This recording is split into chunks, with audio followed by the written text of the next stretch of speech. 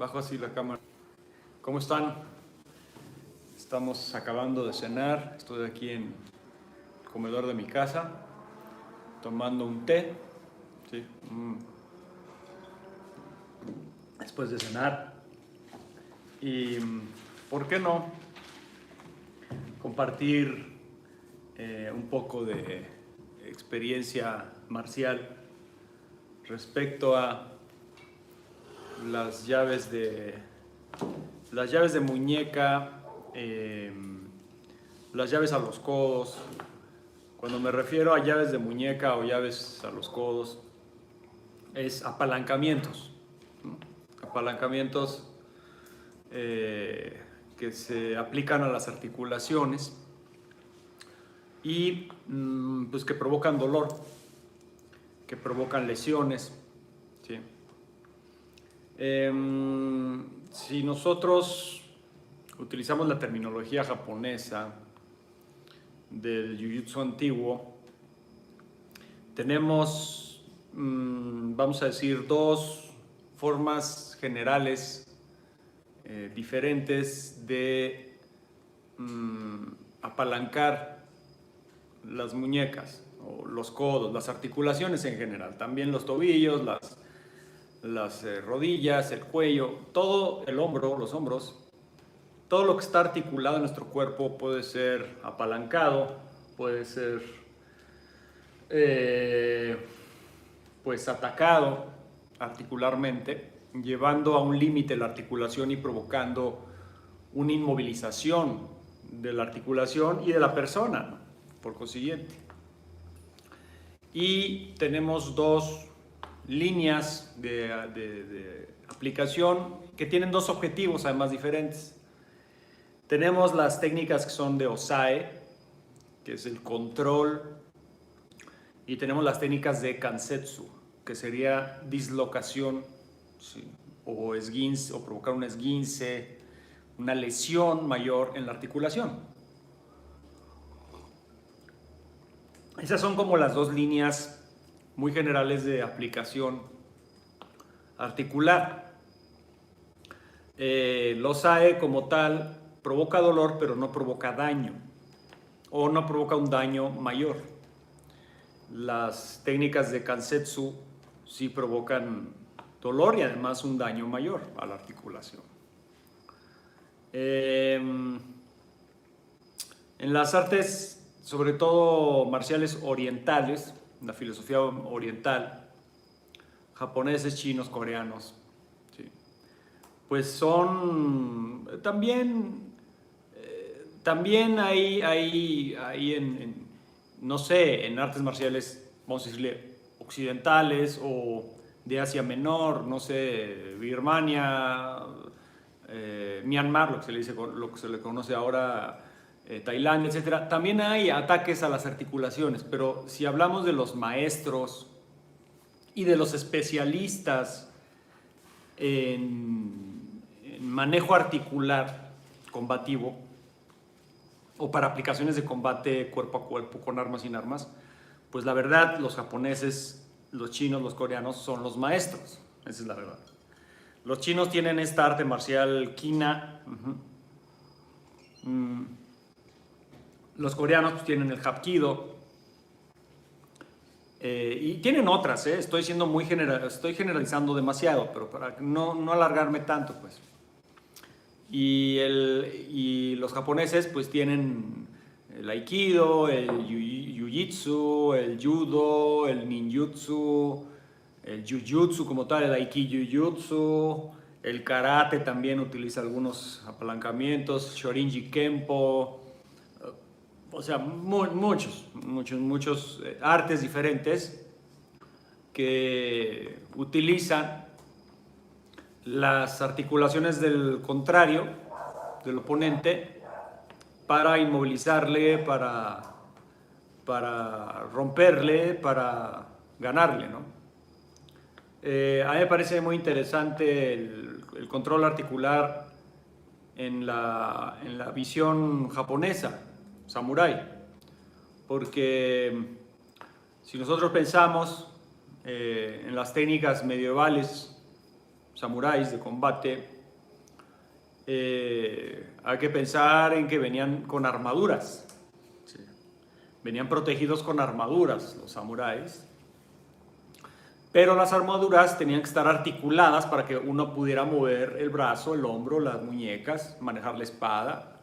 Los dedos tenían que estar articulados. No podías tener una armadura rígida.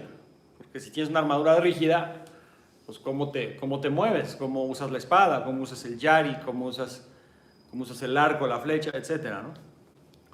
Entonces, se desarrolló todo un conocimiento táctico combativo que pudiera ser utilizado con guerreros armados o protegidos con armaduras. ¿Sí? Y de ahí pues se desarrolló toda una serie de técnicas, la verdad, muy avanzadas, muy especializadas en ataques a las muñecas, a los codos, a los hombros, a los dedos, etc. ¿Sí? A mí no me deja de sorprender después de 25 años de estar haciendo esto. No me deja de sorprender la sabiduría tan profunda en términos biomecánicos, anatómicos, de los japoneses. Y estoy siendo un poco sesgado, pero porque yo he practicado más artes marciales japonesas. Si yo hubiera practicado Hapkido o Kina o otro tipo de arte marcial china o de otra cultura, pues me referiría a esas tradiciones. Pero como yo me he dedicado más a lo que es todo lo que abarca el Jujutsu y el Kenjutsu, etc. Entonces, pues voy a hablar específicamente de esa línea, ¿no? No se sientan excluidas las personas que hacen Hapkido o que hacen otro tipo de cosas, ¿sí? Pero pues yo voy a hablar con respecto a lo que yo he entrenado, ¿sí? Y lo que enseño.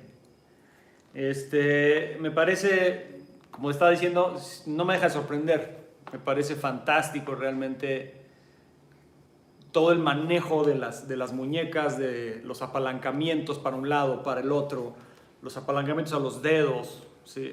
Los apalancamientos a los codos, a los hombros. Realmente es un conocimiento excepcional. Excepcional. A mí no me deja de sorprender, por ejemplo, la técnica de Sankyo, ¿no? Sankyo, que agarras el cuerpo de la mano y lo apalancas hacia la axila del oponente, y es una técnica que realmente te saca las lágrimas. Son técnicas, puedes romperle el antebrazo, la muñeca, los ligamentos a una persona con un Sankyo. Con un Nikkyo, pues ya ni digamos, ¿no? Los que no han sentido un Nikkyo no saben de lo que estoy hablando. Y los que han sentido Nikkyos fuertes, un Nikkyo, este apalancamiento de muñeca, te pone de rodillas en un segundo. Y te saca las lágrimas y de veras hasta se te aflojan los esfínteres. El Kote Gaeshi, por ejemplo, ¿sí? Tremendo, muy doloroso. El Hijikime, que sería como un armbar, como una llave al codo, provocando una hiperextensión del codo, pues también dolorosísimo, ¿no? Entonces realmente son técnicas que a mí no me dejan de sorprender. Después de tantos años de entrenamiento y de enseñarlas, me siguen fascinando, me siguen pareciendo excepcionales. Ahora, hay artes que basan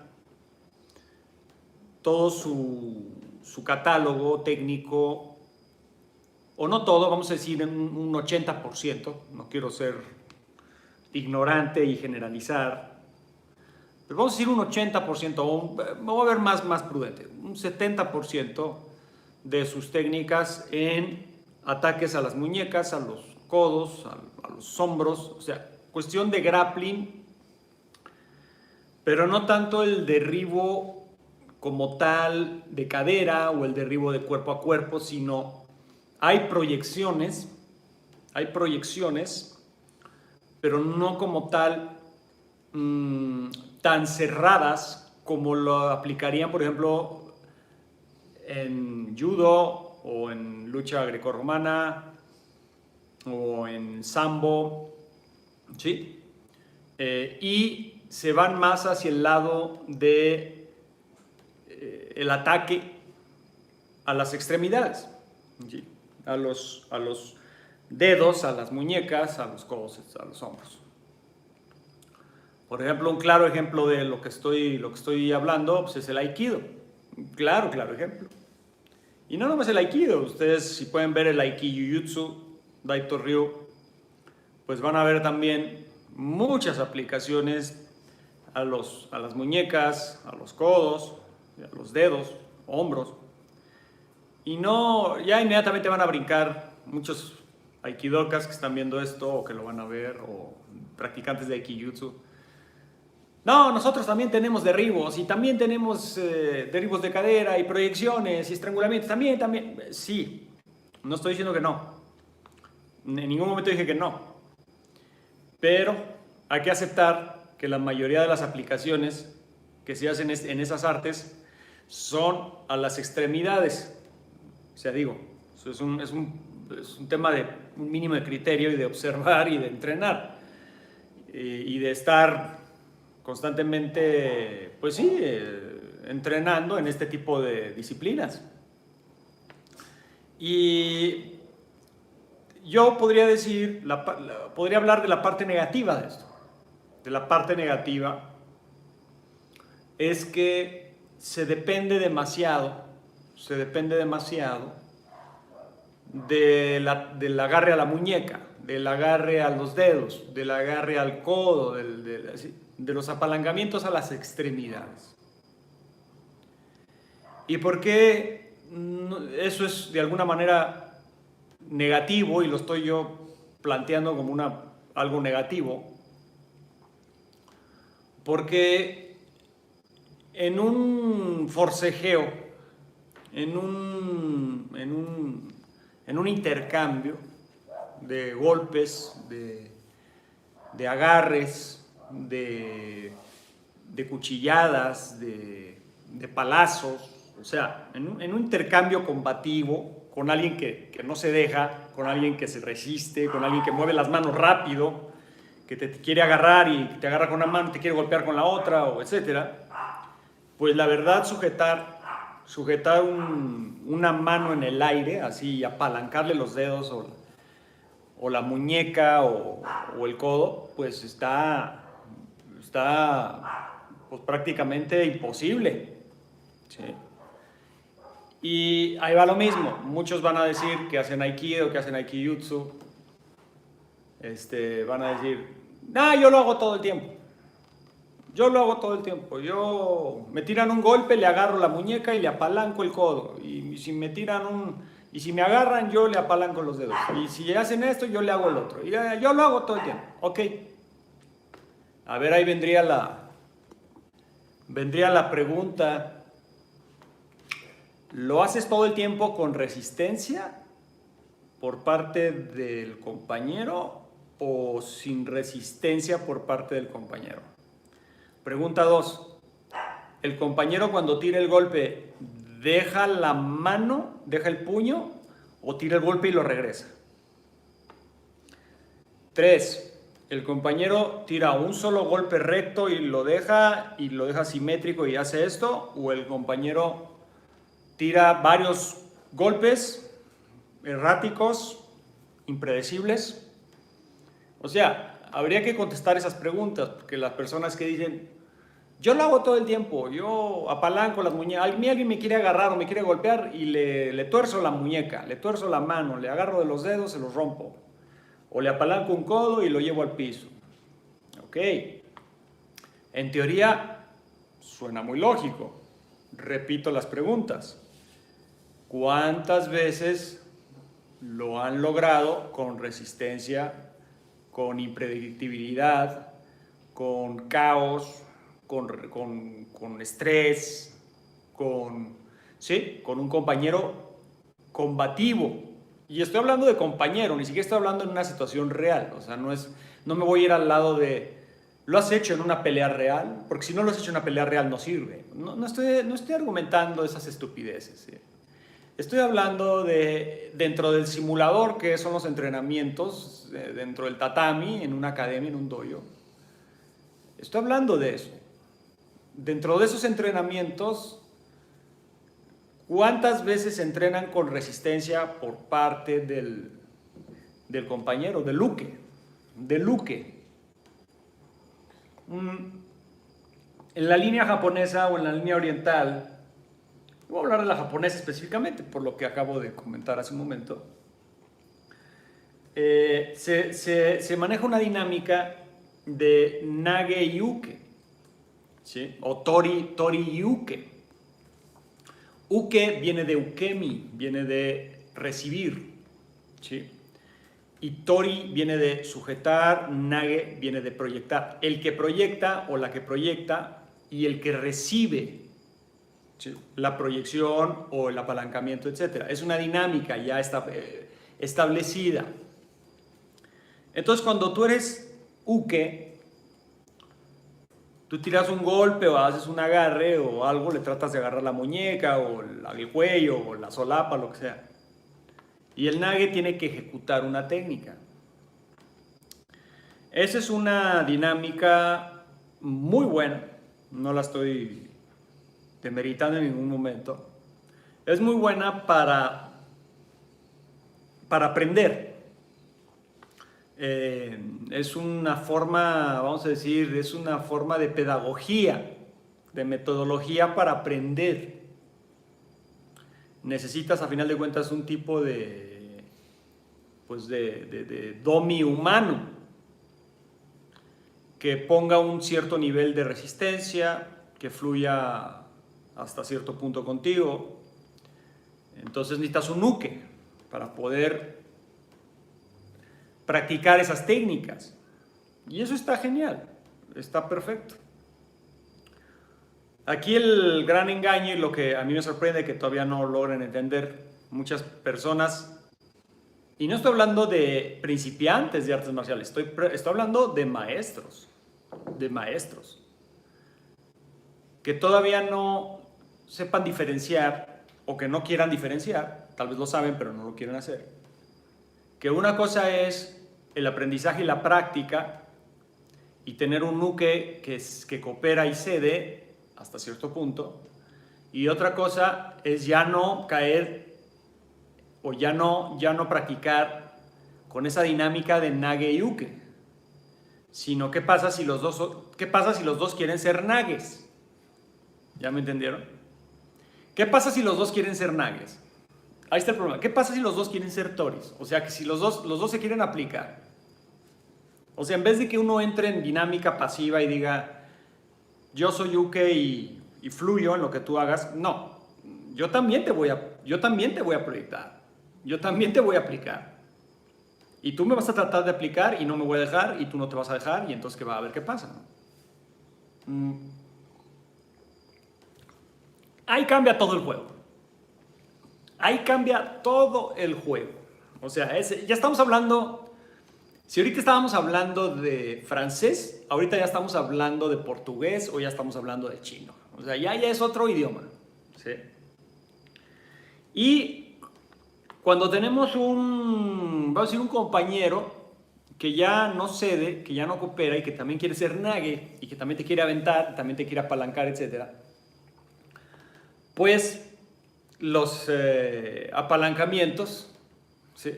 Los apalancamientos a las muñecas, el llaveo a las muñecas, los ataques a los codos, a los dedos, pues ya no son tan fáciles. Ya no son tan fáciles.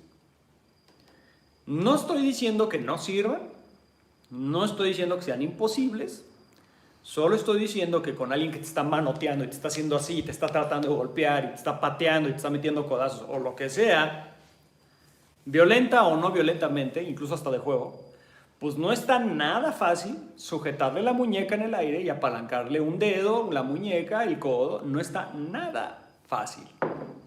¿Sí? Por más que digan muchos maestros, digan, sí se puede, sí se hace, ok, demuéstralo. Ahorita lo demuestro. Y entonces lo demuestran con un uke. Y otra vez vamos a lo mismo. No estamos hablando de la dinámica nage-uke. Estamos hablando de la dinámica nage-nage. O sea, cuando el otro también quiere ser nage, cuando el otro no se va a dejar. Ahí sí demuéstralo. No está nada fácil. Nada fácil.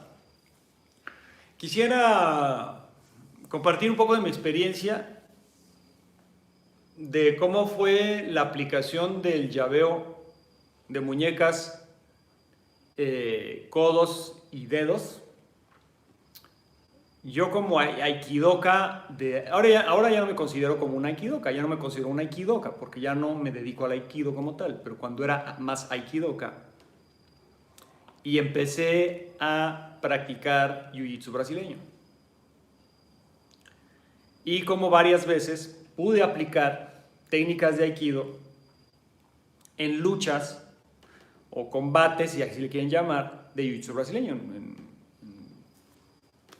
Pues no voy a decir peleas porque, o sea, muchos de jiu-jitsu dicen, es que voy a pelear. Ah, sí, pues ¿con quién vas a pelear? No, es que voy a pelear en el torneo tal, contra fulano de tal, que es cinta azul o cinta morada, en la categoría de no sé qué, bla, bla, bla. Espérame, eso no es una pelea. Sí. No estás peleando, estás haciendo grappling. Una pelea es otra cosa. O sea, en una pelea como tal, pelea, así vamos a decir, es una pelea. Pelea es una riña, tiene una motivación, un móvil emocional donde alguien sale seriamente lastimado. O sea, una pelea es a golpes, a patadas, a mordidas, a cabezazos, a derribos, a todo. Y decir que el grappling o que los torneos de grappling son peleas me parece un poco grandilocuente, ¿no? Entonces yo no voy a decir cuando yo peleaba en jiu-jitsu brasileño, porque no lo hacía, ¿ok? Cuando luchaba, a mí me parece una mejor término, luchar. Cuando luchaba en las clases de jiu-jitsu brasileño contra compañeros, contra instructores mucho más avanzados que yo, mucho más profesionales, 2-3 veces sí llegué a aplicar las técnicas de Aikido. Y se sorprendían los de Jiu-Jitsu brasileño, porque me decían, ay, ¿qué fue eso? ¿Cómo? ¿Me dolió? Ah, ¿no? Tapeaban. Ah, ¿qué hiciste? Me dolió muchísimo. Le digo, pues eso se llama Sankyo. A ver cómo es. luego quería saber, a ver cómo es.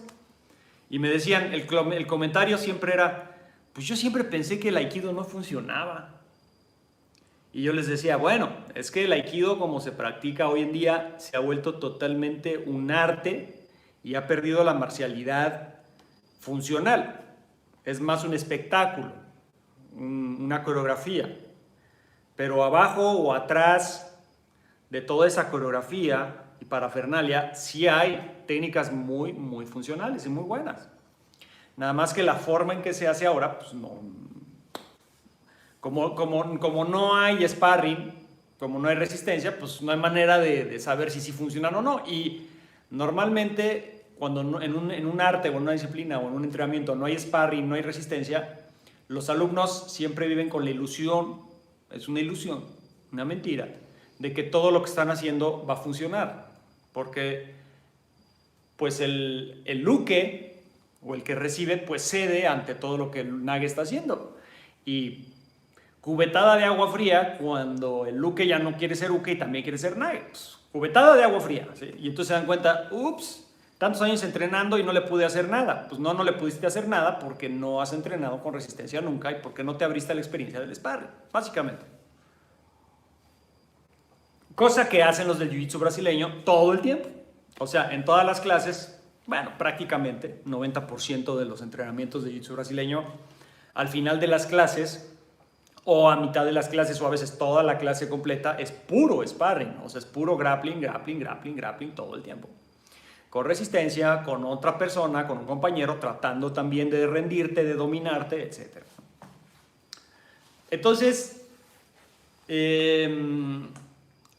yo cuando empecé a hacer jiu-jitsu brasileño, lo empecé a hacer de una forma muy respetuosa. O sea, yo no quería meter el aikido, no quería hacer nada. Simplemente fui como principiante. Quería aprender el jiu-jitsu tal y como es. Y entonces me dediqué, pues con, sí, un buen grado de intensidad a hacer el jiu-jitsu brasileño por 3 años. Aproximadamente, más o menos, un poquito menos de 3 años. 2 años, 10 meses, más o menos. Y luego, pues, recurrentemente iba y luchaba un rato, iba con antiguos compañeros, etcétera, ¿no? Luego con mis propios alumnos hacíamos unas roladas, unas luchas, unos sparrings y así, ¿no? Pero cuando yo empecé a hacer jiu-jitsu brasileño, me empecé a dar cuenta de que de alguna manera el jiu-jitsu brasileño era aikido en el piso. Así yo lo definí, como aikido en el piso. Porque me di cuenta, oye, pues de lo que se trata es de ceder ante la fuerza del otro para utilizar su propia fuerza contra de sí mismo. De lo que se trata es de utilizar no la fuerza, sino la maña.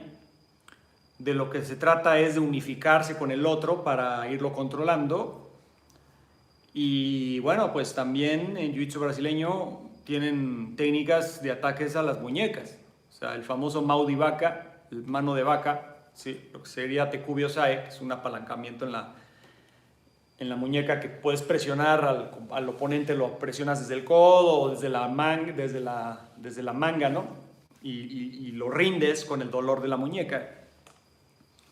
El ámbar, el yuji gatame, el famoso yuji gatame, la llave de brazo, pues es un hijikime, pero pues con todo tu cuerpo, ¿no? Entonces me empecé a dar cuenta que había muchas similitudes. Y entonces yo pensaba, ¿no? Pues ¿por qué estas llaves sí funcionan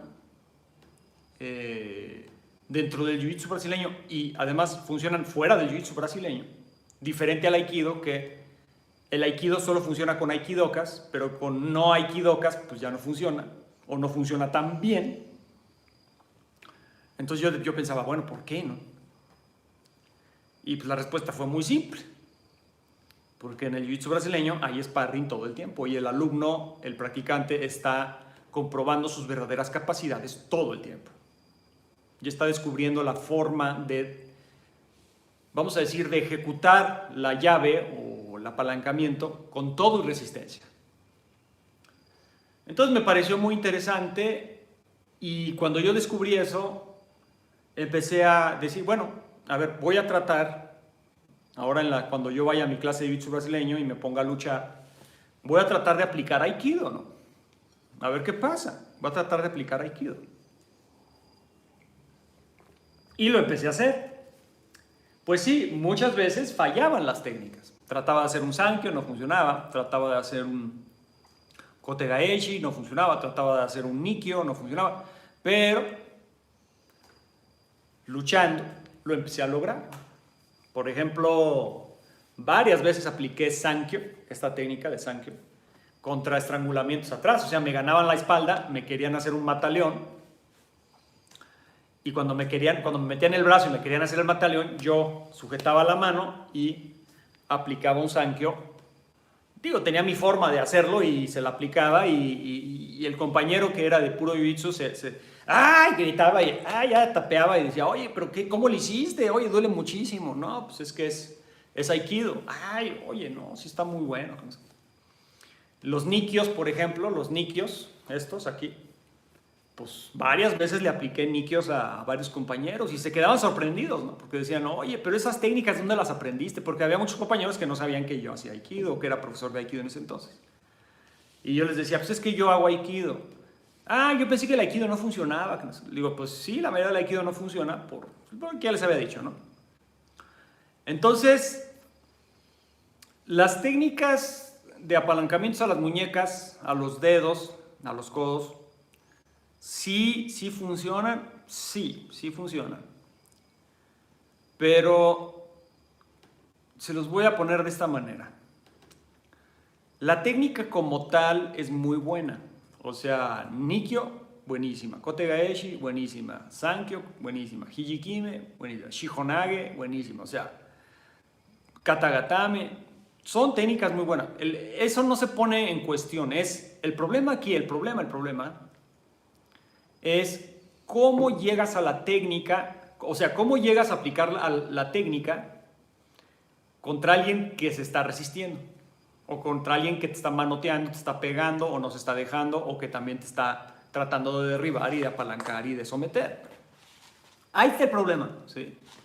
O sea, no hay duda alguna, yo no tengo duda alguna de que las técnicas de apalancamientos a las muñecas, a los dedos, a los codos, a los hombros, funcionen. O sea, no tengo duda, funcionan totalmente. O sea, son muy funcionales y funcionan totalmente. No tengo ninguna duda. ¿Sí? Lo que sí he descubierto es que el problema no es la funcionalidad como tal de la técnica, sino que la mayoría de las personas que hacen artes marciales o alguna disciplina sin sparring, aunque saben hacer esas técnicas, ya con resistencia no saben cómo set up, como dicen los gringos, set up, como preparar todo para que la técnica entre, o sea, para que funcione, para que sea ejecutable, pues. ¿Sí? Ese es el problema. Ese es el problema. ¿Y por qué está este problema? Y aquí yo estoy hablando de metodología marcial como un poquito más fina. Porque, repito, si tú no tienes a alguien enfrente que se resiste, que también quiere atacar, que también quiere apalancar, que también quiere derribar, que también quiere lo suyo, nunca te vas a obligar a buscar el camino, la forma para set up, para preparar, para acomodar todo para que la técnica específica entre, ya sea Sankyo, Kote Gaeshi, Nikkyo, lo que sea. ¿Sí? Ese es el problema. ¿Sí? Ese es el problema. El problema no es la técnica. Muchas personas, es que el Aikido no sirve. Es que el Aikido, como se practica, es que no sirve. Pero las técnicas de Aikido son muy, muy efectivas. Nada más que pues no se han practicado con resistencia. Muchos aikidokas van a decir, no, sacrílego, hereje, pagano, no debes de hacer las técnicas con resistencia porque le arrancarías el brazo, lo matarías, le arrancarías la mano, lo romperías, ¿sí? Porque las técnicas de Aikido son lo más letal que hay. Entonces, no te debes resistir nunca te debes de resistir porque haces pedazos a alguien. Entonces, con esa mitología que tiene algo de cierto, y entiendo el argumento, efectivamente, si tú le aplicas una llave, vamos a decirle una llave o un apalancamiento muy fuerte a alguien en su muñeca, en sus dedos, en su codo, y no sabe recibir esa técnica, y tú lo haces para lastimar, le acabas rompiendo el brazo. O sea, eso no estoy demeritando el poder de las técnicas. Lo que estoy señalando es la exageración también por parte de muchos profesores que ponen a las técnicas como todo letalidad. Y si tienen un nivel de peligro, pues es que todas las artes marciales tienen un nivel de peligro. O sea, ¿ustedes qué creen? ¿Que una patada de Muay Thai no es peligrosa? ¿O que un derribo de judo no es peligroso? Incluso sabiéndolo recibir. O un estrangulamiento que te pongan a dormir, que no es peligroso. Todo tiene un nivel de riesgo. Todo. Son artes marciales. Si no quieres riesgo, pues no practiques artes marciales. O sea, básicamente, ¿no? ¿Que hay que tener medidas de seguridad? Por supuesto que sí. ¿Que tenemos que tener cierta consideración y conciencia del compañero o compañera para no lesionarle gratuitamente? También, estoy totalmente de acuerdo. Pero, que a cierto nivel se deben de tratar de ejecutar las técnicas con un alto grado de resistencia por parte de un compañero o compañera, también se debe hacer, porque si no, nunca de los nunca van a saber lo que es aplicar un Nikkyo ya con resistencia, o un Kote Gaeshi o un Sankyo ya con alguien que no se está dejando. Nunca lo vas a saber. En mi propia experiencia, lo que les puedo decir, a mí me han aplicado técnicas de Jiu-Jitsu y técnicas de Aikido con resistencia.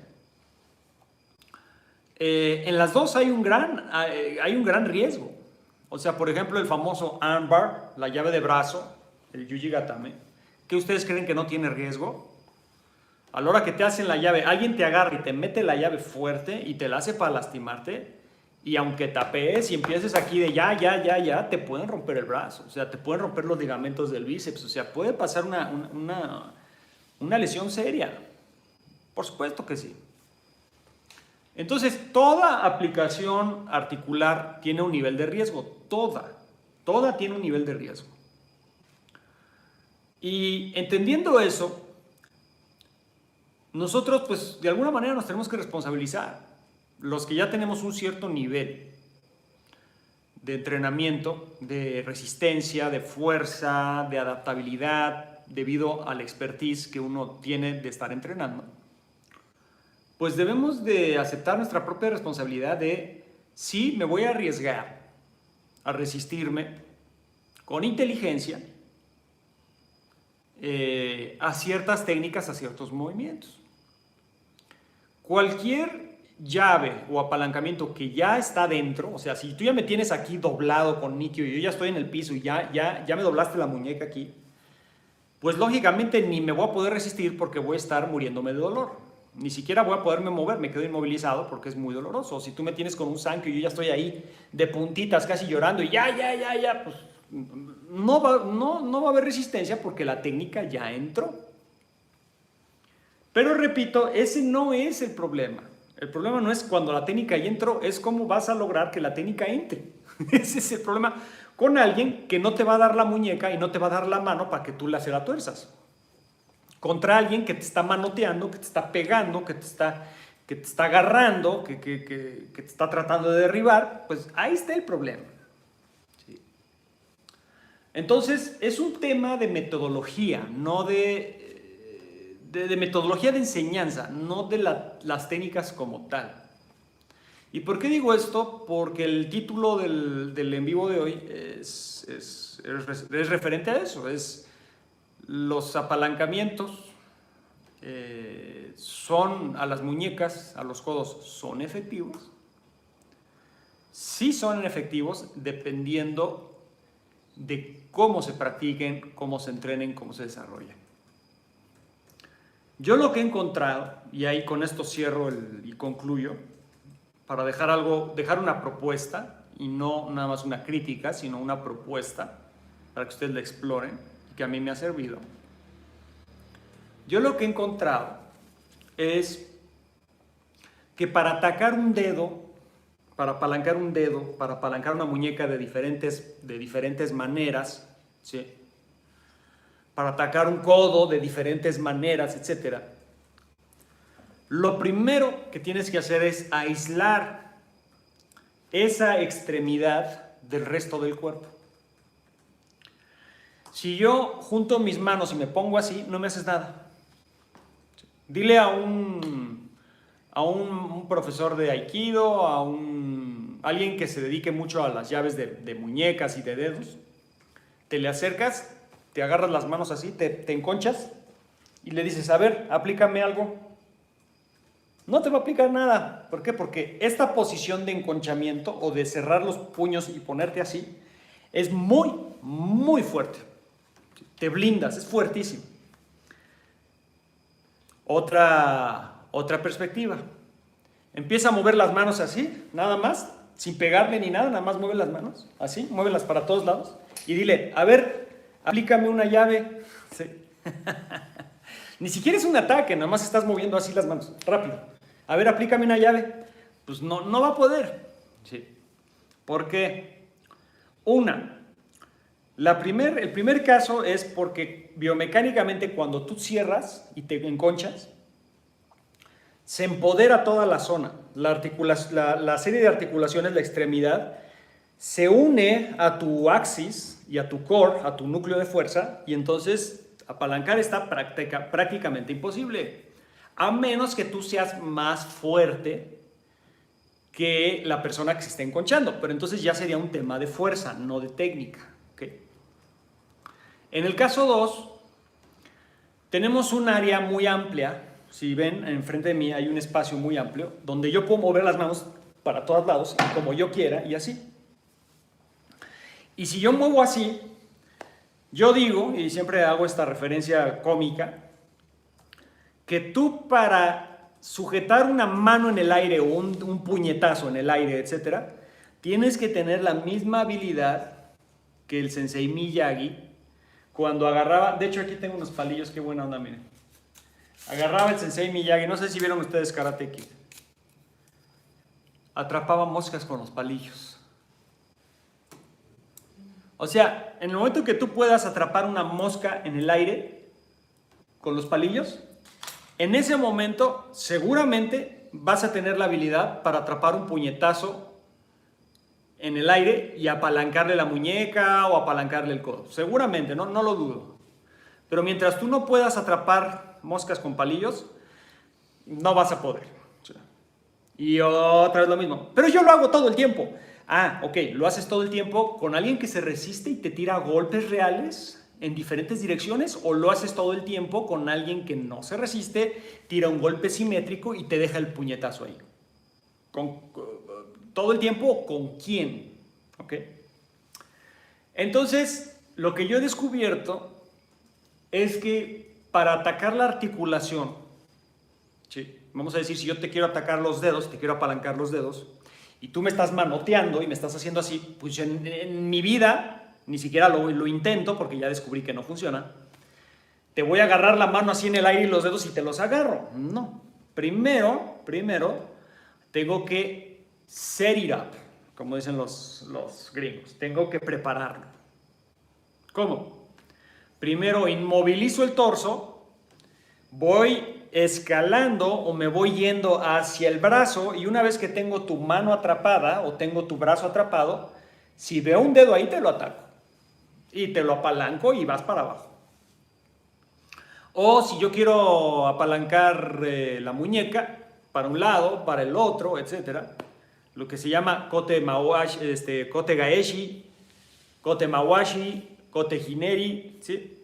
Si yo quiero hacer estas diferentes, o estos tres, vamos a decir, 3 apalancamientos básicos, yo tengo que primero aislar el brazo del resto del torso para que no me lo blindes y para que no esté volándose así como una manguera de bombero que está moviéndose para todos lados y tú tratando de agarrarlo así en el aire, ¿sí?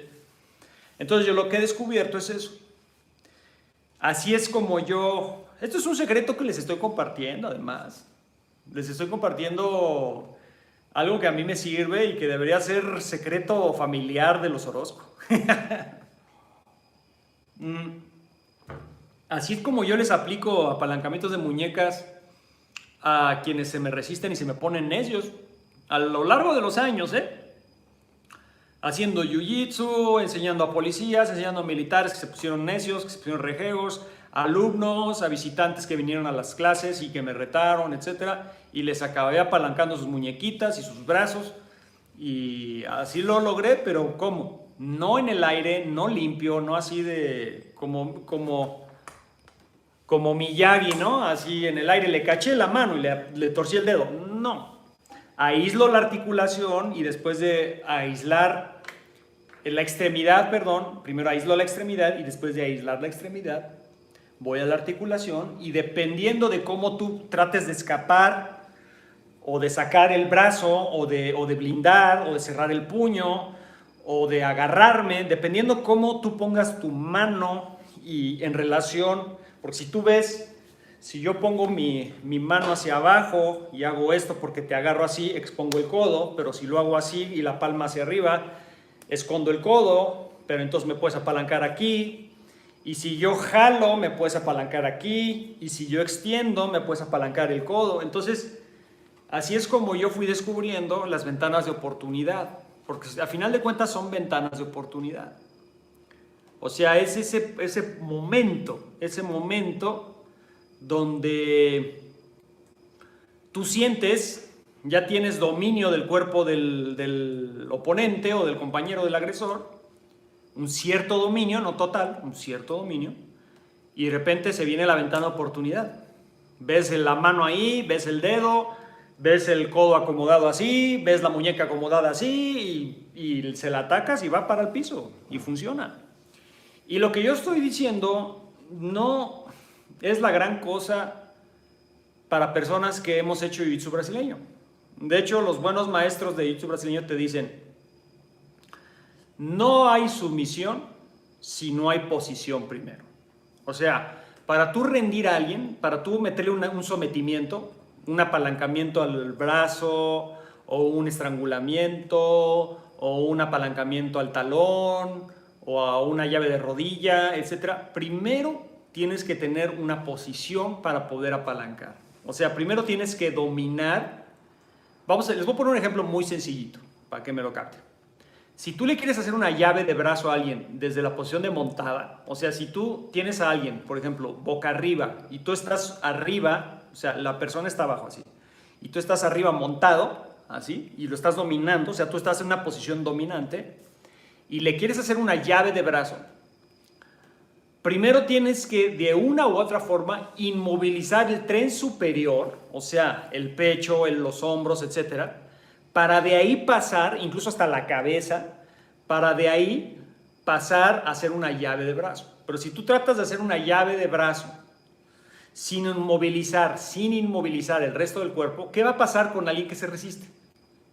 A la hora que tú hagas la transición, el movimiento para hacerle la llave de brazo, el otro se va a escapar, el otro se va a mover, el otro se va a resistir. Porque todos los espacios que tú dejes, cuando estás cuerpo a cuerpo con alguien, todos los espacios que tú dejes, el otro los va a capitalizar y los va a usar para resistirse y escaparse. Y entonces no le vas a aplicar nada.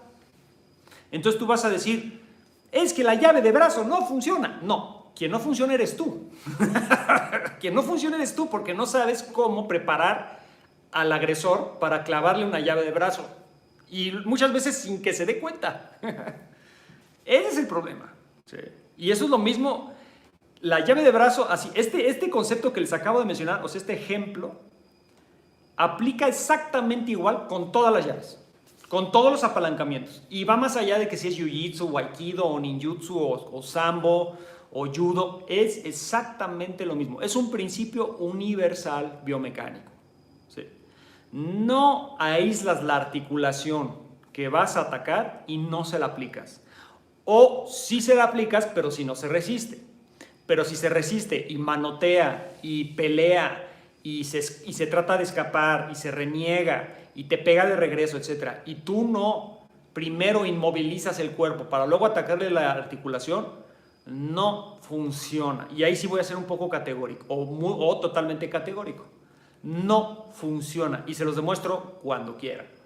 ¿Sí? ¿Quieren venir? Si haces aikido, si haces... ¿sí? Es que yo sí te la aplico. Pues vénganse, practicamos y a ver si me la aplicas. ¿Sí? Me pongo unos guantes de box y te empiezo a meter unos madrazos buenos, rápidos, y a ver si me atrapas el jab y a ver si me haces un kotegaeshi al jab. Pues vamos a verlo. ¿Sí? Y te vas a dar cuenta y vas a descubrir, digo, estoy adelantando un poquito de lo que va a suceder, pues que no vas a poder, básicamente.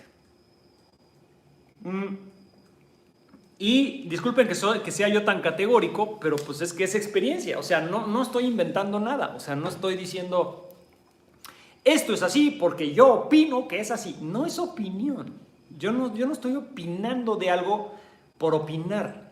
Tengo 25 años entrenando con resistencia, ¿sí? Y sin resistencia también. Y no estoy hablando por hablar, tiene una razón de ser lo que estoy diciendo.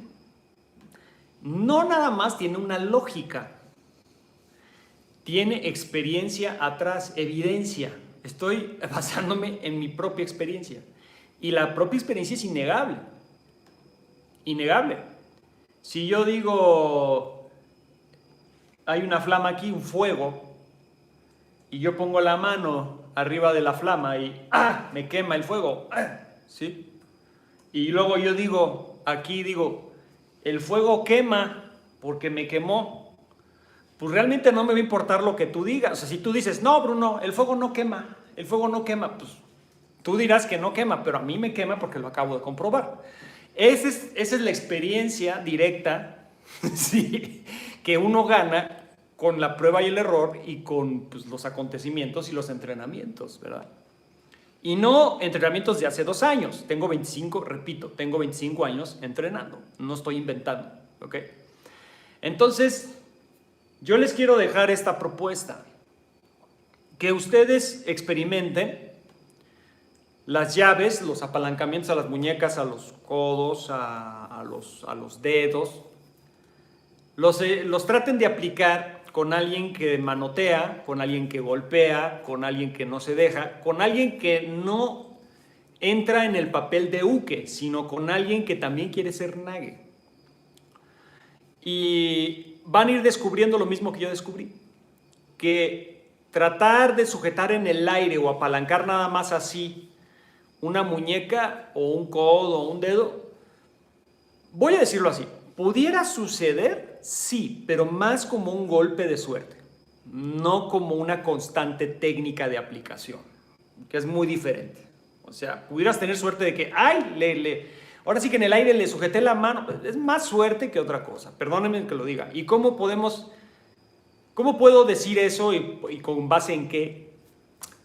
Si tú, vamos a decir, haces 10 repeticiones de una técnica específica con resistencia y de esas 10 repeticiones, vamos a decir que 6 las lograste aplicar con todo y resistencia, esa técnica es buena. O sea, esa técnica tiene un 60% de probabilidad de funcionar. Si tú de 10 repeticiones con resistencia, con un golpe o con agarres, etcétera, tratas de hacer un kote gaeshi, por ejemplo, ¿sí?, y lo tratas de hacer en el aire, y de esas 10 repeticiones solo logras hacer una, entonces esa forma de hacer el kote gaeshi no sirve. ¿Por qué? Porque el 90% no sirve. O sea, tiene funcionalidad del 10%. Y en una situación, vamos a decir, funcionalidad del 10% no está mal. No, está muy mal. Sí, ¿por qué? Porque en una situación real necesitas una técnica que tenga una funcionalidad del 60%, no que tenga una funcionalidad del 10%. Porque si eso no es un manotazo, sino eso es una cuchillada, o eso es un amague de pistola a la frente, o es un puñetazo que te busca volar los dientes, pues digo, no necesitas el 10%, necesitas el 60%, ¿sí? Y yo considero que 60% ya es una técnica relativamente funcional. Técnicas funcionales al 100% no existen. No existen, porque estaríamos hablando de técnicas milagrosas. Técnicas funcionales al 90% yo he visto pocas. Técnicas funcionales al 80% he visto un poquito más. Técnicas funcionales al 70% he visto más. Y técnicas funcionales al 60% conozco varias. Y 60% me conformo. ¿Por qué? Porque la balanza está inclinada, ¿sí? No está 50-50, está 60-40. Entonces ya está inclinada. Y si la quieres inclinar más, que ese 60% de funcionalidad se vuelva un 70%, va a depender de tu experiencia. O sea, de que cada vez entrenes más y más y más y más con resistencia, más y más, y compruebes y pruebes esa técnica una y otra vez, busques las diferentes maneras para preparar la técnica y aplicarla, o sea, llegarle de diferentes maneras al agresor para poder aplicar esa técnica específica, y entonces empieza a subir.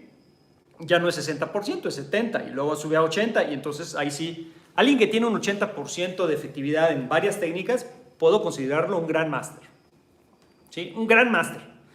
Pero el baremo es con resistencia y con alguien que, de hecho, está más fuerte que tú, y más pesado, y más hábil. Porque si metemos ahorita el elemento fuerza y peso, o sea, si tú eres una persona pesada y fuerte, puede ser que ganes muchas veces, pero vas a ganar por fuerza y por peso, no por técnica. Entonces, eso de alguna manera demerita estos porcentajes de funcionalidad. ¿Por qué? Porque estás compensando con fuerza y peso, no lo estás haciendo con técnica real. Entonces, la manera real de medirlo sería, para que sea pura técnica, o sea, pura maña, y que digas la funcionalidad está siendo real de esta técnica, es que el nague, o sea, tu nague, que tú eres nague y el otro nague, vamos a decirlo así, no tú, que el otro que se resiste, esté o de tu calibre, o sea, de tu mismo peso y de tu mismo fuerza, ¿no? Y capacidad, o más fuerza y más peso, porque entonces si tú dominas y le apalancas o le haces algo a alguien, lo sometes a alguien más pesado, ¿sí? Más fuerte, que se estaba resistiendo y que tú estabas en evidente desventaja y utilizas la técnica para adquirir esa ventaja, pues evidentemente vas a decir, esta técnica es 70-80% funcional, ¿sí? Y es una técnica, yo les llamo, yo defino dos tipos de técnicas: técnicas estables y técnicas inestables, ¿ok? Esa es mi manera de, esto ya es muy personal, ¿no? O sea, de cómo yo enseño mi sistema y cómo yo fui creando mi sistema. Las técnicas inestables son aquellas que a veces funcionan y a veces no. O sea, una y una. O dos veces funciona y, perdón, dos veces no funciona y una sí funciona. O lo que estaba hablando de los porcentajes. O sea, de 10 repeticiones nada más la pude aplicar una sola vez. O sea, tiene 90% de fallo. Entonces, esas son técnicas inestables, que cuando llegan a funcionar son más bien golpes de suerte. ¿Sí? Y las técnicas estables, yo catalogo a las técnicas estables aquellas que repetición tras repetición tras repetición, o sea, cuando tú las tratas de aplicar una y otra y otra y otra vez con gente que se resiste, diferentes pesos, diferentes escenarios, diferentes ataques, diferentes armas, etc., la técnica tiene un 60% de efectividad. Y entonces yo ya considero esa técnica bastante funcional y la considero una técnica estable. Y considero entonces esa técnica como una técnica que vale mucho la pena entrenar, practicar, desarrollar. Y parte de esas técnicas que yo considero que valen mucho la pena, son los apalancamientos a las muñecas, a los dedos, a los codos, ¿sí? A los hombros. Claro que sí, por supuesto que sí, ¿sí? Pero tiene su forma de hacerse. ¿Ok? No nada más es de que mágicamente me la enseñaron y yo ya la aplico en cualquier situación.